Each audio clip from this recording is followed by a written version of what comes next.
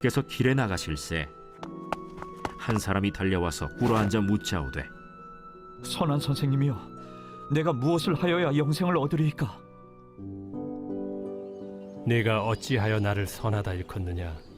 하나님 한 분 외에는 선한 이가 없느니라. 네가 계명을 안 하니 살인하지 말라, 간음하지 말라, 도둑질하지 말라, 거짓 증언하지 말라, 속여 빼앗지 말라, 내 부모를 공경하라 하였느니라. 선생님이여, 이것은 내가 어려서부터 다 지켰나이다. 예수께서 그를 보시고 사랑하사 이르시되 네게 아직도 한 가지 부족한 것이 있으니 가서 네게 있는 것을 다 팔아 가난한 자들에게 주라. 그리하면 하늘에서 보화가 네게 있으리라. 그리고 와서 나를 따르라. 그 사람은 재물이 많은 고로 이 말씀으로 인하여 슬픈 기색을 띠고 근심하며 잡을 때와 버릴 때 이런 제목으로 명명합니다. 그 전에 제가 알고 지내던 분이 일사후퇴 때 남편과 아들 하나고 내려오다가 남편은 폭격 맞아 세상 떠나고 어린 아들 데리고 남한에 와서 그 아들 잘 길러보겠다고 노력을 많이 했어요. 삭바느질하고 떡장도 하고 그리고 나중엔 집 장사도 하고 어느 정도 돈이 모여졌어요. 집도 생겨졌고 생활도 윤택하게 되어졌고 아들도 아주 성실하게 공부도 잘하고 그렇게 잘 자랐는데 대학생 때에 교통사고로 세상을 떠났어요. 그러니 참 이 여인이 얼마나 불행해요. 돈은 있고 고생은 했지만은 이러는데 그렇게 어려움을 겪고 있는 분이 계셨어요.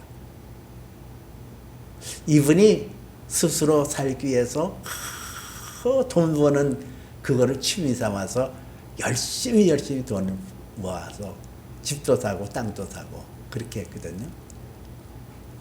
이분이 나이가 들어서 세상을 떠났는데 그 친척분들이 그분의 장례를 치러주러 갔더니 꼭 뭔가를 이렇게 붙잡고 있더래요. 그게 뭔가 했더니 집 문서, 땅 문서를 아주 품에다 안고 그냥 꽉 잡고 있더라는 거예요. 얼마나 세게 잡았는지 이걸 손가락을 펴려고 하는데도 안 펴질 정도로 그렇게 잡고 있더라는 거예요. 이런 사람이 있거든요. 이게 잡을 때가 있으면은 놓을 때가 있어요. 버릴 때가 있어요. 천하범사에 기한이 있고 그 목적을 이룰 때가 있습니다 그러잖아요. 다 때가 있는 거예요. 실패한 사람은 이 때를 구분 못해요. 그냥 움켜잡고 그냥 가지려고만 하지.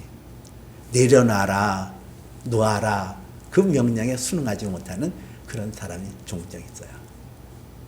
오늘 함께 나눈 한 재물 많은 사람의 이야기가 그렇거든요. 참 이 사람은 참 럭키가이예요. 영어로 아주 행운아예요.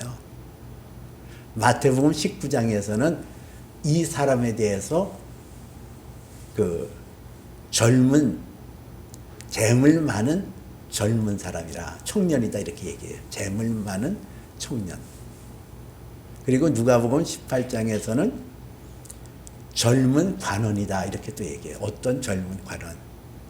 그리고 오늘 이 마가복음 10장에서는 이 사람에 대해서 재물 많은 사람 이렇게 나오잖아요. 재물이 많아요. 그리고 젊어요. 그리고 관원이라 그랬어요. 우리나라 지금 현재적으로 살펴보자면은 우리나라 최고 명문대학 나오고 그리고 IT라든가 무슨 벤처기업에서 돈을 갑자기 그냥 탁 끌어모았고 그래서 정치계에 입문해서 국회의원도 되고 이런 사람이에요. 근데 이 사람이 참 매력적인 것을 알 수가 있거든요. 그 매력적이라는 것은 오늘 17절에서 예수께서 길에 나가실 때 그 어떤 사람이 달려와 예수 앞에 꿇어 앉아 묻자와 이르되 내가 어찌하여야 영생을 얻으리까. 오늘 17절에 있는 말씀만 봐도 이 사람이 성격이 굉장히 적극적이고 아주 활달한 사람이라고 볼 수가 있어요. 달려와. 그리고 그 외양상의 모습을 보면은 겸손한 사람이라는 것을 알 수가 있거든요. 꿇어앉아. 그게 아주 진지해요. 그 세속적이지 않고, 그리고 그 영생에 대한 관심을 갖고. 아이, 매력적이잖아요. 신랑감으로 따지다 보면은 이만한 킹카 없을 거예요. 대단한 사람이죠. 그뿐만 아니에요. 이 사람은 도덕적으로도 흠이 없는 사람. 좋은 부모, 경건한 가정에서 율법 교육을 잘 받아서 하나님 말씀에 익숙하고 그 말씀대로 순종했던 뭐 하나 흠결이 없는 사람. 뭐 하나 잡을래야 잡지 못하는 그런 완벽하게 그지 없는 멋진 사람. 아주 근사한 사람. 근데 오늘 이 사람이 예수님 앞에 나왔을 때에 그에게 부족한 것이 있다 그랬거든요. 잘 갖춰졌잖아요.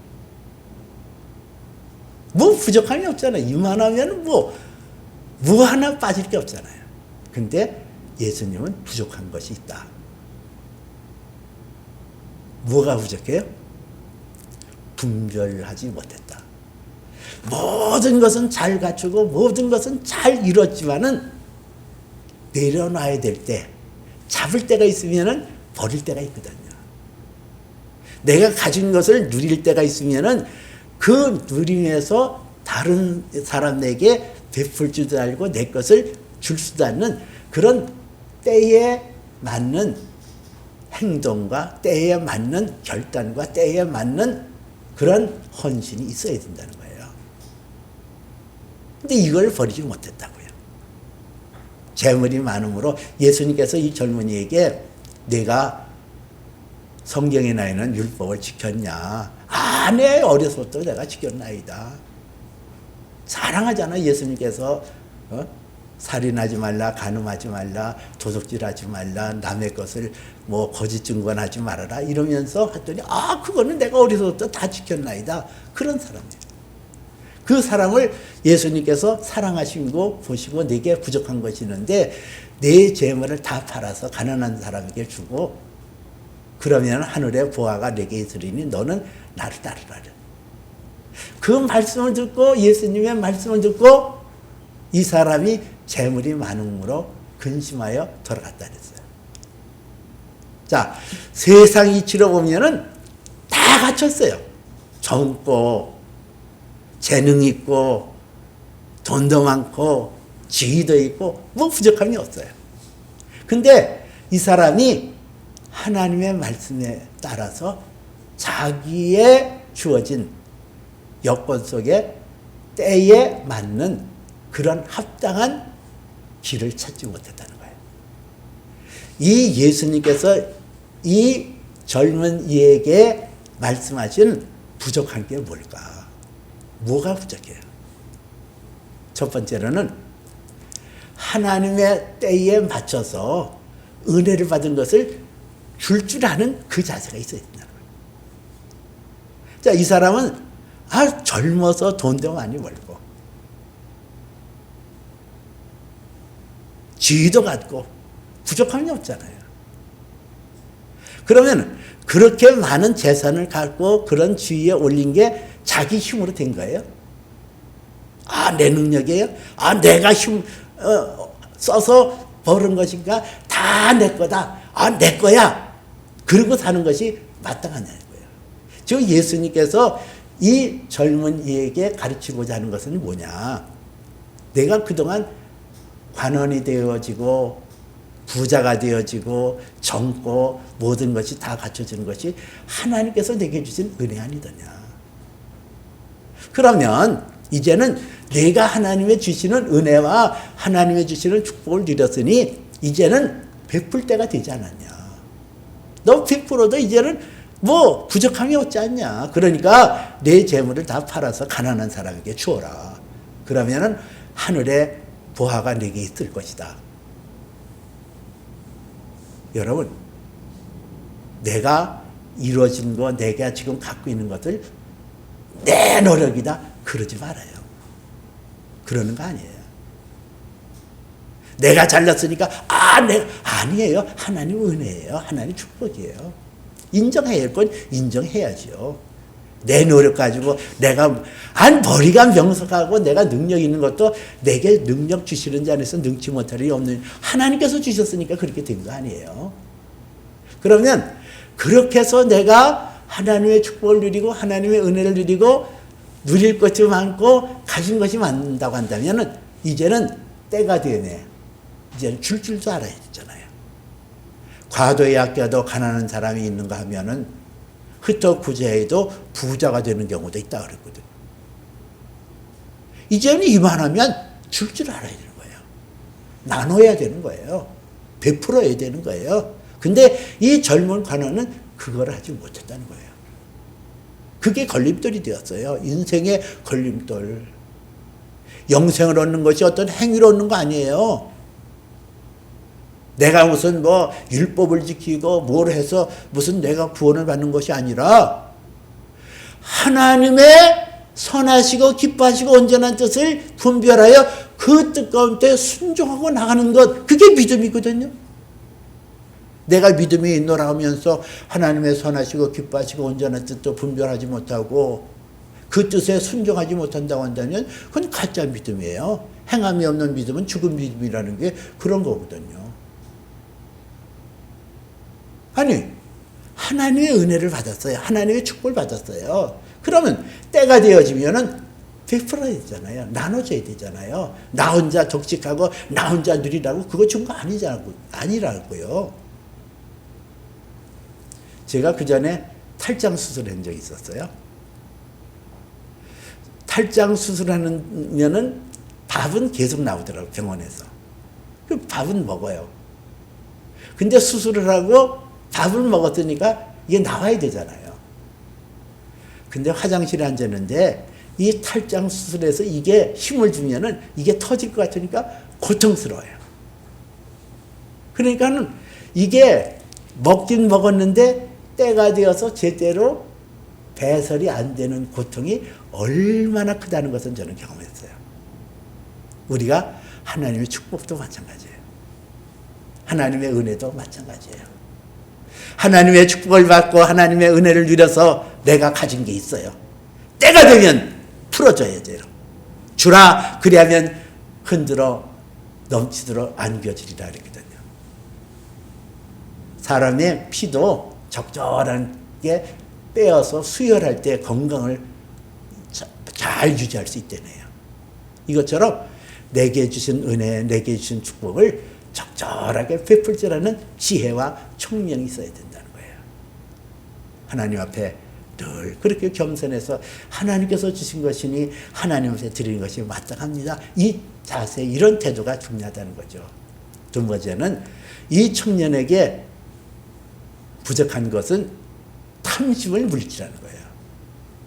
여러분, 사람이 욕심이 끝도 없거든요. 근데 그 욕심 때문에 하나님을 거스리고 하나님 앞에 나가지 못하는 거예요. 욕심이 죄를 낳고 죄가 장성한 즉 사망이 나느니라. 100만 원 벌 때는 1000만 원만 벌면은 난 여한이 없겠어.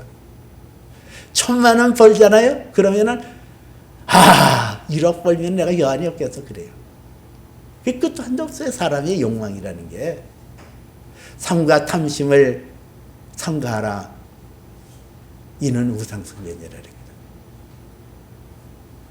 이 부자 관원, 이 청년, 재물 많은 이 사람 많은 거 가졌어요. 근데 그 마음속에 더 갖고 싶은 거예요. 더 갖고 싶으니까 예수님을 따르라는 말씀에 순종할 수 없어요. 거기에 사로잡혀서 내가 가진 것, 그걸 누리는 것, 이게 좋아요. 내가 지금 가지고 있는 지위, 내가 가지고 있는 재물, 내가 누리고 있는 이 행복, 이것 때문에 예수님 따라서 지금 이것보다 더 좋을 리가 뭐가 있겠나. 예수님 따르는 사람들 보니까 거기가 거기거든요. 예수님을 따를 수 없어요.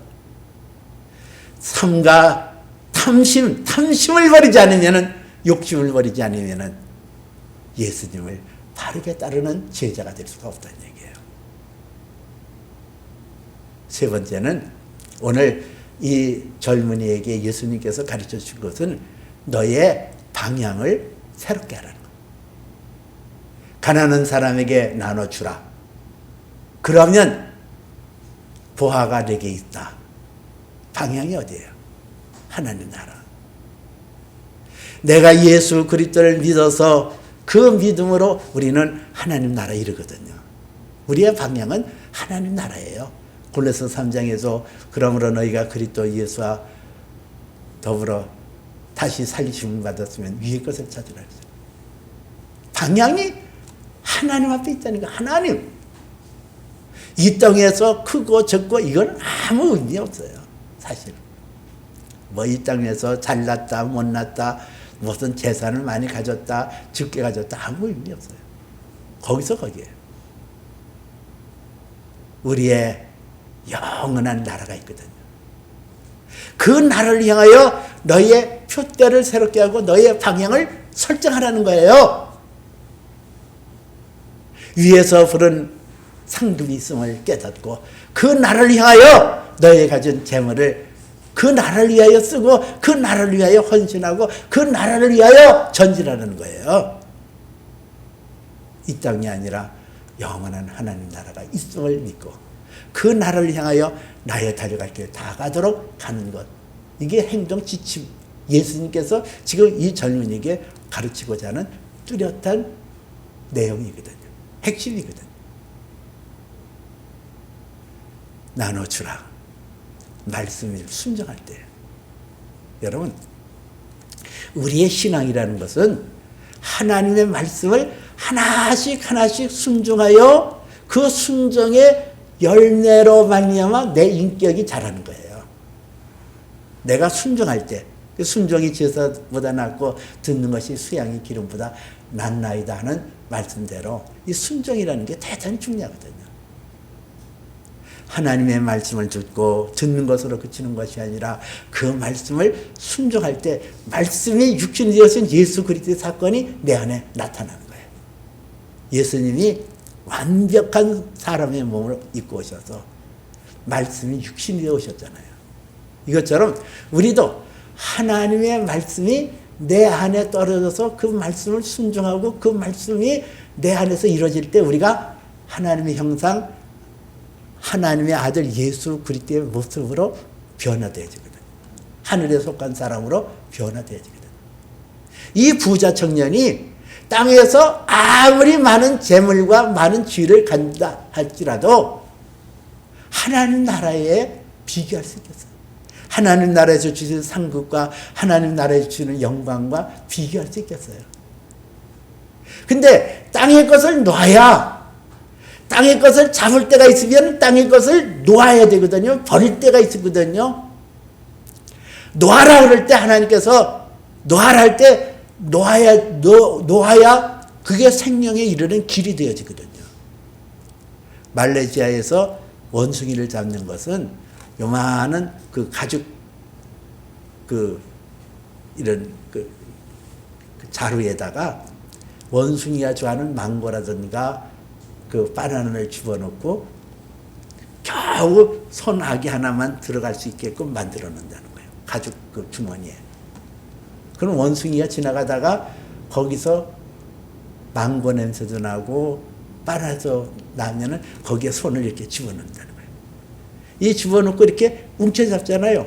움켜잡고 이 손을 빼려고 그러는데 이게 안 빠지는 거예요. 이걸 잡고 있는 거를 안 놔요. 원숭이가. 그래서 거기서 그냥 막 빼려고 이걸 펴야 빠지는데 그걸 붙잡고 있다가 사람에게 잡힌다는 거예요. 여러분, 이런 어리석음이 있거든요. 하나님 나라를 위해서 지금은 버릴 때가 됐어요. 그럼 과감히 버릴 줄 알아야 되거든요. 하나님 앞에 내놓으라 할 때 내놓는 지혜가 필요하거든요. 끝까지 움켜잡고 끝까지 붙잡아서 나간다고 한다면 이 젊은 관원이 영생을 사모하고 영생을 얻기를 원했지만은 내가 무엇을 하여야 영생을 얻겠나이까? 그렇게 얘기하지만은 하나님의 말씀에 순종하지 않으면은 하나님의 말씀에 자기의 마음을 들여서 헌신하지 않는다고 한다면 그는 영생을 얻을 수가 없어요. 자기 길을 갈 수밖에 없어요. 재물이 많음으로 근심하여 돌아갈 수밖에 없어요. 재물에 파묻혀서 그 재물 때가 되면 썩어지고 때가 되면 없어질 것에 그냥 자기의 생명이 끌려가다가 인생을 파멸할 수밖에 없다는 거예요. 잡을 때가 있으면 버릴 때가 있거든요. 놓아야 될 때가 있거든요. 그게 순종이에요.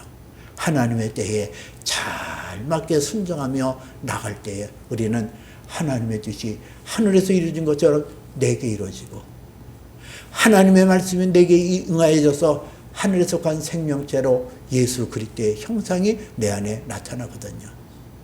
여러분, 이 부자관은 행운아예요.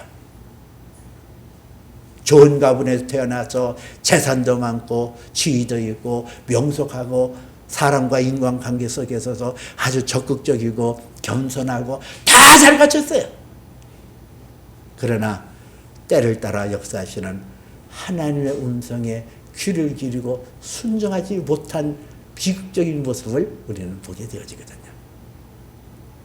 이런 사람처럼 되는 것이 아니라 때가 되네 내게 있는 것을 놓을지도 않고 때가 되네 내게 받은 축복과 은혜를 이웃을 위하여 흘려보낼 수도 않은 그러한 자세, 그런 모습이 우리에게 있어야 될 거예요.